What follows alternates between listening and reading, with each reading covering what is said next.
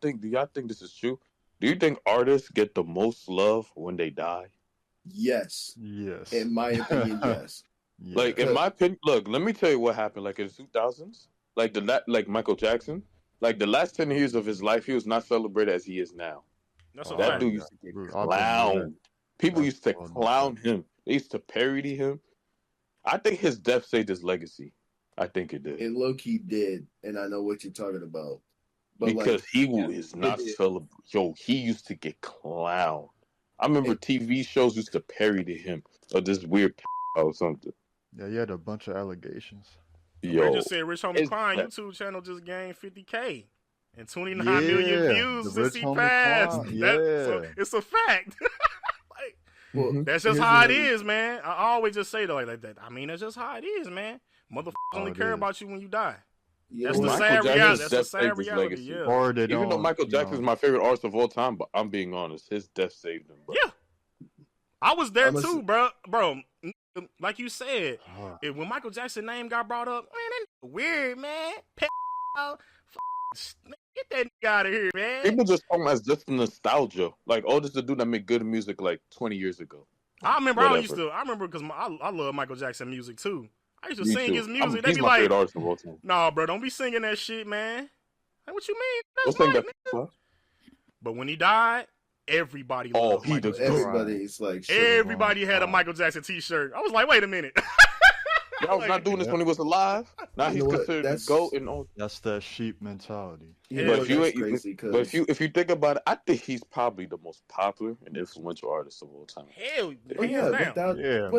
he's the most popular influence. Like, I don't give a if anyone be telling me like Taylor Swift is better than Michael Jackson, I'll be like, fuck. More popular? Like, are you on crack? Like, I will not. Mike used to stand. Mike, when that nigga performed, he used to stand there for 10 minutes, not do shit. He created modern day pop music. He created modern day just pop. Screaming like this ain't even doing shit. Then nigga turn his head, everybody fall out. What other artist can do that? Yeah, nobody. Nobody. I never seen nobody. Niggas used to faint at that nigga shit all the time. Like, oh yeah, into the hospital and shit. I be seeing. And let me tell you this: he influenced a whole generation of artists. Like he did, J-pop, Backstreet, like Usher, and all them dudes. Yeah, of course. He carried. I think K-pop, Japanese pop, and Chinese pop wouldn't exist if it wasn't for MJ. Like, you know how K-pop artists. But I do agree that people will start fucking with you when you're dead. Because one of my favorite artists is passed in 2017, and then like the next following day, he hit like he was like at 500K and he went to 1 million. And I was like, what the is going on? Because I was young at the time, so I didn't really know on like where these followers come from. But when it's like artist after artist, I was like, oh, okay, I see. That is really fucked up, though. Like, I find it fucked up. But it just shows you. It just shows you the overall mentality of people. When somebody famous dies like that, all this shit goes through the roof. Michael Jackson shit through the roof. Prince. But the thing is that he was not celebrated as he is now. Like the last 10 years of his life, he was not celebrated as he is now. You know, when Rich Homie Quan passed away, like every nigga was rocking like the albums and just saying R.I.P. Like, it's just like, how y'all gonna be doing Apple Music? That's all. Like, I was like, how the are you guys gonna be doing this? But you don't even support when he was alive. That's what I hate. It doesn't make sense to me. That is the majority of y'all fans. That happens all the time, man. Peons to me, bro. Them peon niggas. But the thing is that deaths do be making your go conversation like go higher.